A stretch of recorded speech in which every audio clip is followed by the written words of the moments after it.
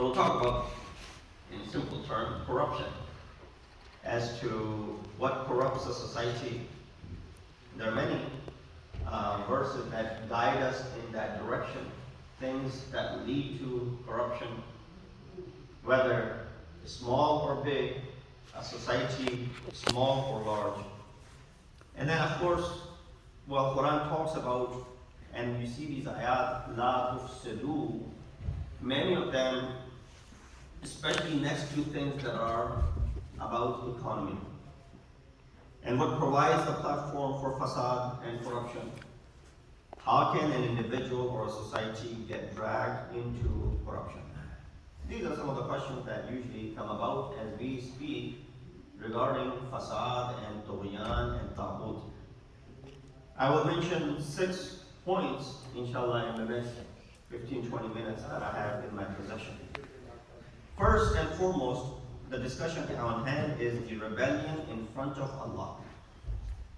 As this ayat also talks about it, tughyan is same as taghut, when a person becomes stiff-necked.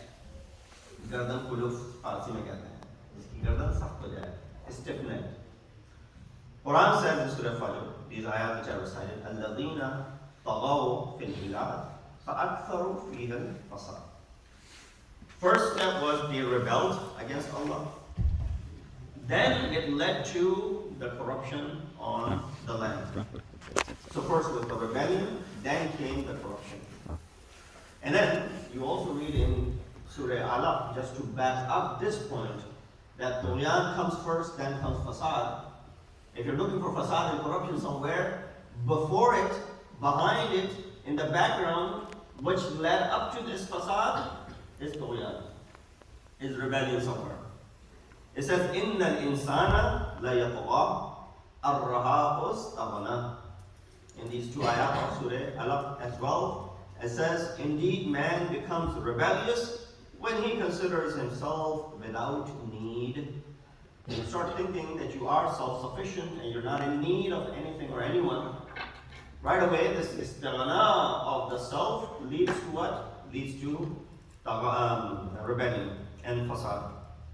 When communism was spreading, the communists would say capitalism or capital is an element of rebellion. Investment brings rebellion, therefore let's get rid of the investment and bring communism. That was their argument when they wanted to install that. Some who fell for this idea, they said, well, Quran says the same thing. If you become rich, have investments, you start seeing yourself to be what? Self-sufficient. Now you have enough money, you have enough wealth. Now you see yourself superior to above other people, above the law and all that stuff. And therefore you will undoubtedly, inevitably, you will go ahead and rebel. Therefore capital and investments are elements of rebellion. So they went ahead and they looked at these ayat and they said, well, communists are saying the same thing regarding capitalism, and these two make sense. But Quran solved this in the above verse when it says, إِنَّ الْإِنسَانَ لَيَطْغَى أَرْرَآهُ اسْتَغْنَى. That's where sometimes the application of the ayat of Quran, how you want to twist and how you want to translate and how you want to present it could be misleading. And I'll give you an example, sounding like a broken record, that someone who wants to mislead you about the ayat of Quran can easily do so by saying that, look, Quran tells us that you should not pray. La taqrabu as-salat. Do not approach the prayer. And someone who hasn't seen this ayat in Quran, when pointed, La taqrabu as-salat, and he sees the ayat is there, and the translation is what? Do not approach the prayer. You can easily manipulate this person. He says, yes, Quran to keh raha hai, La taqrabu as-salat, we shouldn't pray then. But the follow-up of that tells you the reason why should you pray, because of this certain condition that is in place. Or for example, in Surah Tawbah, or rather Surah Hujurat, chapter 49, there's ayah in the Quran that talks about, standing on the grave and praying on the grave. The Wahhabis, they take this ayah and they say, well, ayah of the Quran is very clear, standing on the grave and praying Haram, bid'at, forbidden. How so? Ayat of Quran. لا تصلي ولا تقوم على قبره ولا تصلي عليهم أبدا من مات. Whoever died, don't stand on their grave. Don't pray. The ayat of Quran is there, Surah Hujurat, towards the end of the ayat. The ayat is there. So well, right away, there's an example.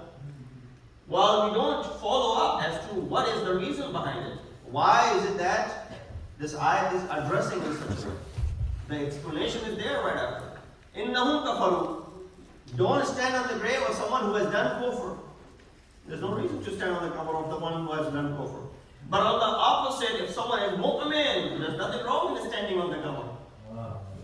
There's no problem in you standing on their grave and praying for them and even seeking intercession if you want. Nothing wrong with that. If anything, visitation of the grave brings you closer to your end as well. You know, when you have open eyes and you can see that where this is the place that I'm headed, it's only going to give you admonition. You're only going to better yourself. So ayat could be manipulated. It says, إِنَّ الْإِنسَانَ لَيَطْغَى أَن رَآهُ اسْتَغْنَى. Indeed, man becomes rebellious when he considers himself without need. That's the translation of it. Wealth, investment, capitalism is an element of rebellion only when a person considers himself to be without need. Otherwise, they're not cases of rebellion. For example, amongst the leading maraji of our time, I used to usually refrain from naming so that no one group feels bad about it. Okay, they mentioned this name and they didn't mention that name. All the leading maraji, whether in Najaf or Qom, you see their writing. And this is not formality. When they give some sort of fatwa, or they give some sort of verdict, or when they write some sort of, pagham or message, special messages that come out, towards the end of the letter, when they sign it, majority of them, if not all, they write al-ahqar. Meaning what? The most degraded, the most debased, the most, lowly. Al-ahqar. Haqir, what is the word haqir? Haqir is the sifat of mushabbaha. Ahqar is the superlative degree. The worst of haqir. That's what I am. You're at the highest, you're sitting at the pinnacle, you're sitting at the top tier of marja'iyyat. Is this just zabani? It's just, the utterance of the tongue? No, this is the humility and the humbleness they possess. Those of you who have gone and visited, you find that humbleness in them. But a person, even if there wasn't, person who has such power where millions are following him, millions are giving him money, he is literally controlling the affairs of many people living in different continents. Now that matter itself should make you what? Arrogant. That matter itself should make, if you make me leader of 100 people, right away I'll start seeing some things in me. Let alone when a person is leader of millions of people. Right away, insan, fitrat is there that he starts seeing himself above and better than others. But what do you find in their character? That they will write toward the end, al-ahqar. The most lowly, the most degraded. Example of Hazrat Sulaiman. Prophet Sulaiman had a lot of wealth, possessed the biggest kingdom ever. In fact, he had the kingdom which no one else did. He asked for that sort of kingdom. And then what he said? Did he ever say, this is all my doing, this is all what I had gathered, this is, no. All he said was, هَذَا مِنْ فَضْلِ رَبِّي. Nothing for me. Everything is the fadl of Allah subhanahu wa ta'ala. This is by the grace of my Lord. Which means wealth doesn't intoxicate you. The fact that a wealthy would say it belongs to me, becoming a scholar isn't intoxicating. Rather saying that this is my own intellect and my thought. This is my innovation. Rather, one should say it's all due to Allah subhanahu wa ta'ala. When you refer everything, all the affairs that there's, everything is from Allah and nothing from me, it's the tawfiq that God has given to me, then there's no rebellion and you will not find fasad in it as well. Sallallahu Muhammad wa Allah. And secondly, this person has realized real honor is not in the recommendation and accreditation or appreciation or, someone going to acknowledge you. That's not the real honor. If someone acknowledges me, if you acknowledge me, if the entire community acknowledges me, people living in the other part of the world, they acknowledge me. That's not the true accreditation. That's not the true acknowledgement. That's not the true honor. The true honor, the real honor, comes from being obedient to Allah subhanahu wa ta'ala. If I'm obedient with all the knowledge that I possess, if I'm obedient with all the wealth that I possess, that's the real honor. Not that someone comes up and says, MashaAllah, you've got great empire over here. MashaAllah, you've gone to the higher tier of, as far as the marji'iyyah is concerned. MashaAllah, you have hundreds and thousands of followers. That's not the real honor. What do we perceive honoring? A person, a girl thinks that the only way to get, for example, a good proposal is to be, for example, at least minimum an MBA degree, for example. Or, MD degree, for example. That's the only way I'm going to be able to attract a good, proposal for myself. Therefore, she will reject all the proposals by saying, until I graduate, I'll go ahead and do this. I want to attract someone who is of the same caliber, for example, an MBA equivalent or an MD equivalent. When she gets a degree, the proposals start decreasing. You should have agreed to it while you were. Nothing wrong in continuing your education while agreeing to all of this. And parents play a major role in this. They also go ahead and say the same thing. Oh no, our daughter let her finish whatever she wants to do. Let our son finish whatever he wants to do. And then Shadi can come later on. Marriage can come later on. Delaying this marriage also is what? Leading to fasad. But before this fasad, rebellion has come in. And rebellion has come in the form of, I want to achieve this degree, I want to be able to get to this point. Nothing wrong in attaining one degree after another, getting educated. Absolutely, Islam commands us. The Prophet of Islam, Muhammad Mustafa, sallallahu alayhi wa sallam, he said, طلب العلم فريضة على كل مسلم ومسلمة. Usually, the riwayat only mention one gender, which encompasses both. This is one area you find Rasulullah mentioned both genders separately. Shouldn't there be a mind one day that says, oh no, Rasulullah is only talking about male to go ahead and attain education, and females don't have to. No. He said, Talabul ilm is farida, obligatory on all men and women. Did not, give a choice over here. And therefore, when she gets a degree, the proposals decrease. Quran says, mahabbatan minni. Enduring is from me, not from anyone else, regarding this degree which you have attained over that. Prophet Ibrahim said the same thing. When he brought his family, ordered by Allah subhanahu wa ta'ala to leave them in this place, which is what? And it's not inhabited. Nobody lives there anymore. People haven't started living there yet. The valley of Makkah is empty. There are only a few people there, and if any, there will be bandits, there will be these people. So what does he do? He makes one dua from Allah subhanahu wa ta'ala. He says, فَجْعَلْ أَفْئِدَةً مِنَ النَّاسِ تَهْوِي إِلَيْهِمْ. O Allah, make the hearts of a part of the people fond to my family. I want them to be fond to them so that they're able to survive over here. Is Kaaba the most beautiful building in the world? Is Kaaba the most dynamic building in the world? No, Kaaba is a bunch of blocks. That too colored in black, put together, symmetry-wise, skill-wise, something which I'm sure any one of us can also build. It's not like, those designs that you usually see. Simple as it gets. But yet, the dua of Hazrat Ibrahim is, oh Allah, make the hearts of people fond to them. And this land had that ability as well, that you see it attracts millions and millions of people to go out and visit this black house. What happened? It's not a marvelous piece of work by anyone. In fact, Hazrat Ibrahim, who first laid the foundations of it, it just blocks put on top of each other, stacked on top of each other. Simple building, simple structure. Nothing too, from the engineering aspect, mesmerizing. But nonetheless, because of the fondness that belongs, which caused the prayer, just one prayer from Hazrat Ibrahim, is part of this Kaaba which turned the hearts of people fond to it. So the false and honor is not from anything. Otherwise, you see different buildings in the world. They would be the means and the places. Only the saying is, this is the Mecca, right? Now you heard the saying. This is the Mecca of this place. This is the Mecca of that. Where did you get this concept from?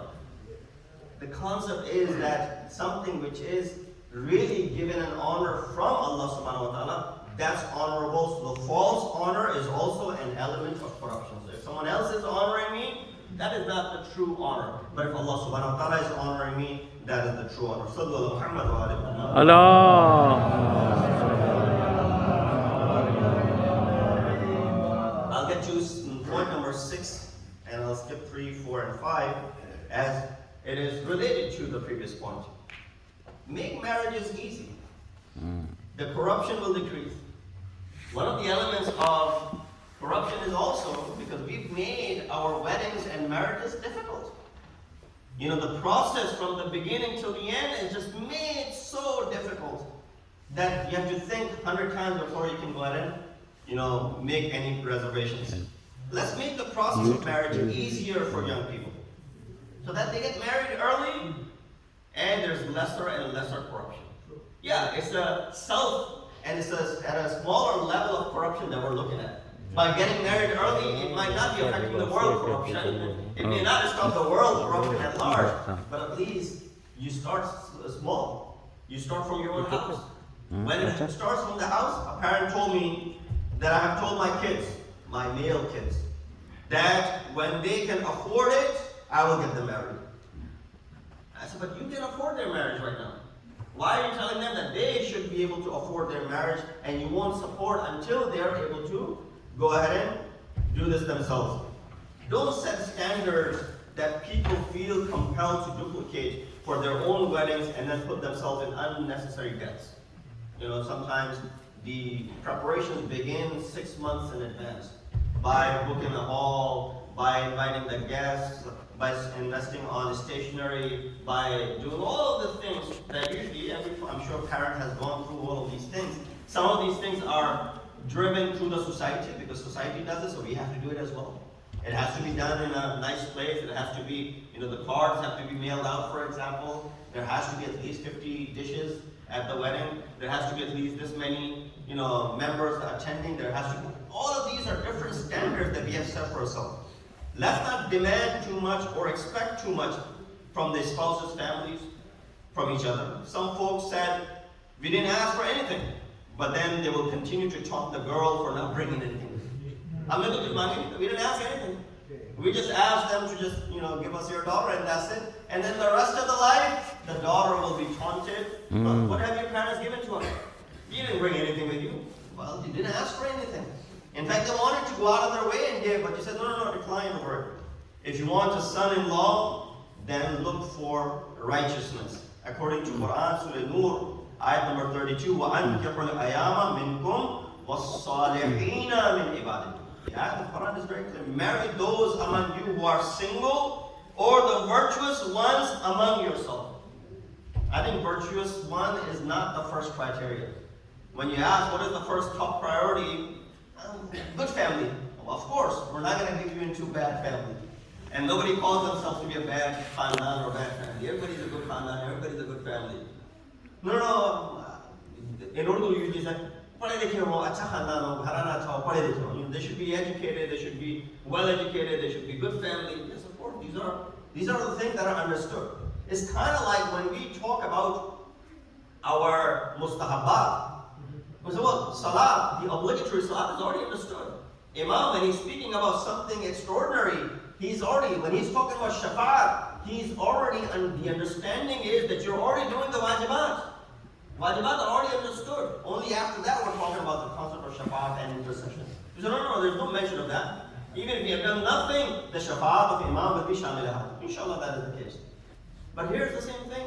When we look at it, says, وَأَنْكِحُ الْأَيَامَ مِنْكُمْ وَالصَّالِحِينَ مِنْ عِبَادِكُمْ. Marry those among you who are single and virtuous among yourself. If they are in poverty, Allah will give them means out of His grace. And usually at weddings I mention this word that Allah subhanahu wa ta'ala talks about, that even if they were poor, Allah will enrich them out of His bounty. Meaning what? That Allah is preferring bankruptcy over marriage. Or no, the other way around. Allah is preferring marriage over bankruptcy. That even if you're bankrupt, go ahead and get married. Why the fadl of this marriage will go ahead and solve the other issues that you may have. Second Imam Hassan al-Mujtaba said, one of the main conditions you should look for in a proposal is the religiosity of the person, deendari.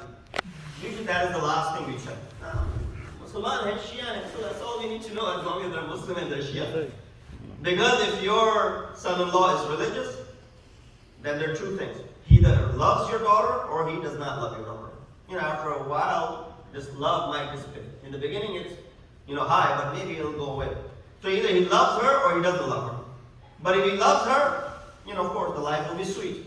But if he starts disliking her, since he has deen and he has taqwa and he has piety, he will not oppress her.